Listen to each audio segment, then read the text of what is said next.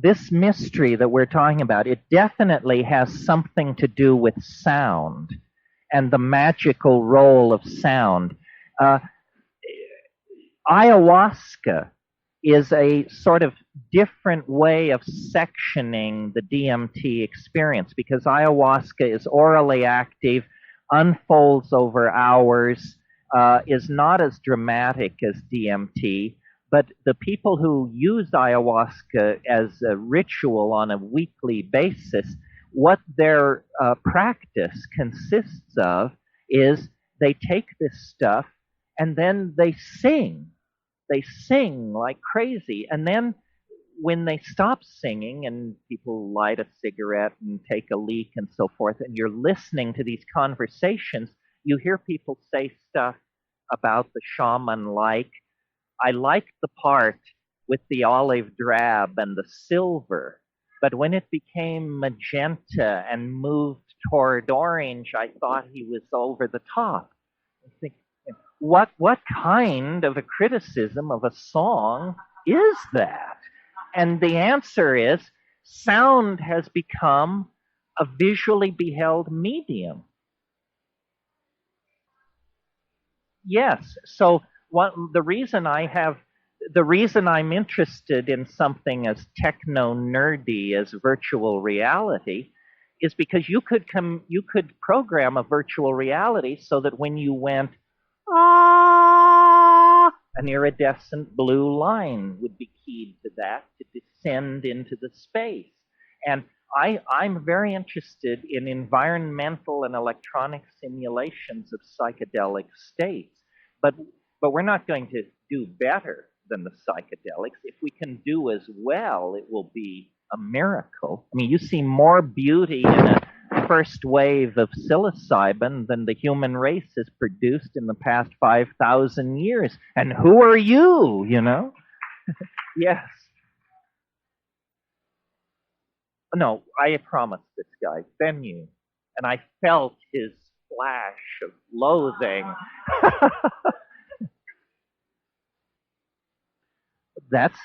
I hadn't considered that, but that sounds possible. I mean, we're definitely coming to some enormous cusp, and whether you think it's the cusp of cusps or just a big cusp, it's hard to say. Somebody faxed me. I got a fax right before I came here.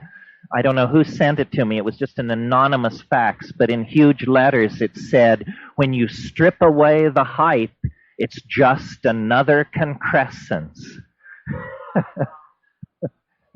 Yes.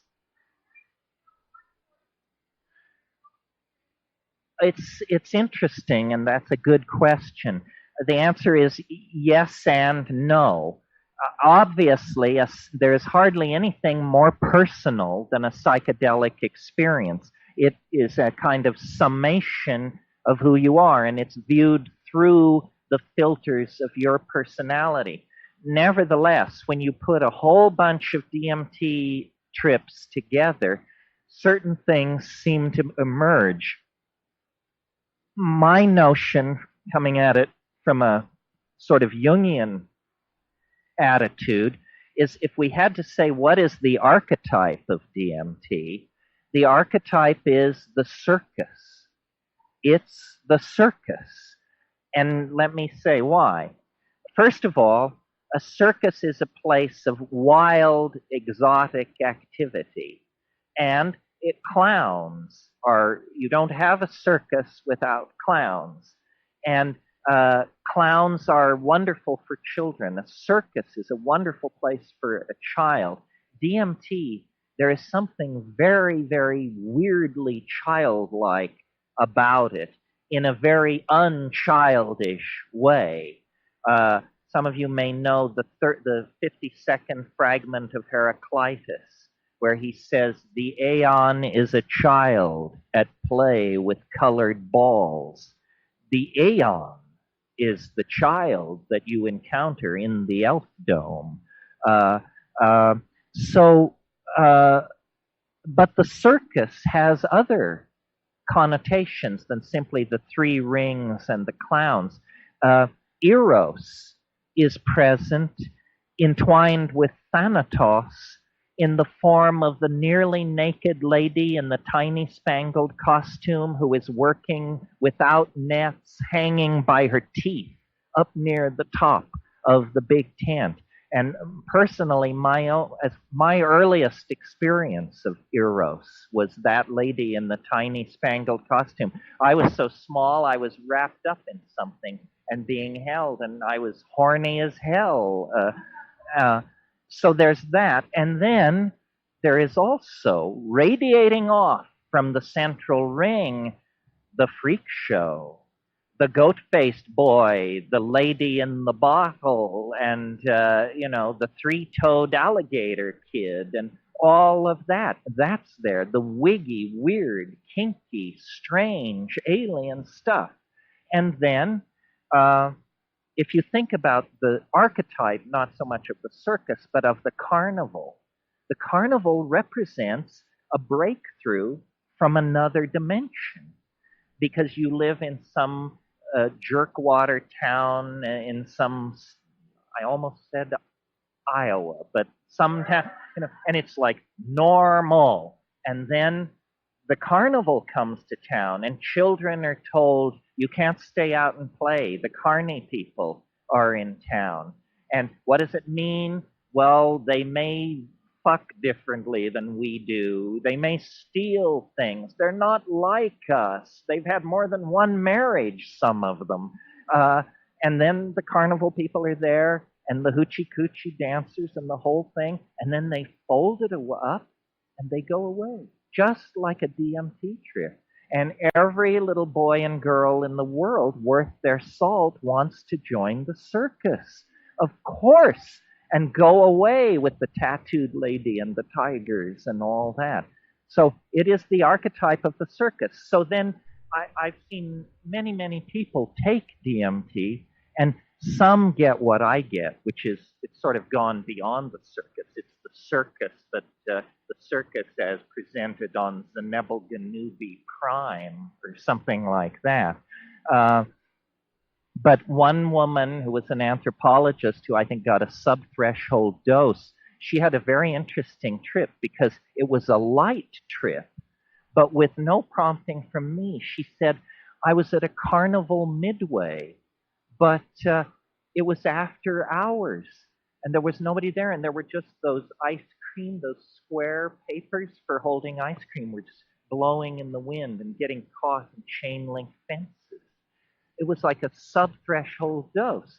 Well, then if she'd done more, she would have arrived there 8 hours earlier when the thing was happening. And if she'd done yet another toke, it would have moved off into the zone of the truly weird. That's why I love the film of Federico Fellini, because here was a circus man, for sure. Yeah, a way to get the DMT. Well, you could conceivably inhibit your MAO.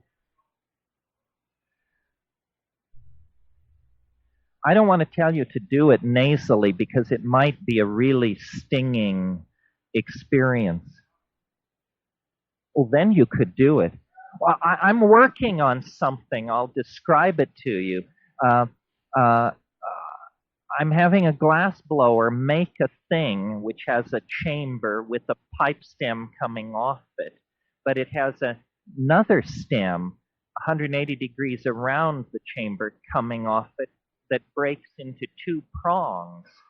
And what you do is you heat the DMT, you insert the two prongs up your nose, and you have a friend blow on the other outlet, and it will force the entire contents of the vessel, the entire load of white smoke. But, don't try this at home, folks. Pardon me? I'd go light the first time. That's there are old pharmacologists and bold pharmacologists, but there are no old, bold pharmacologists. Yes.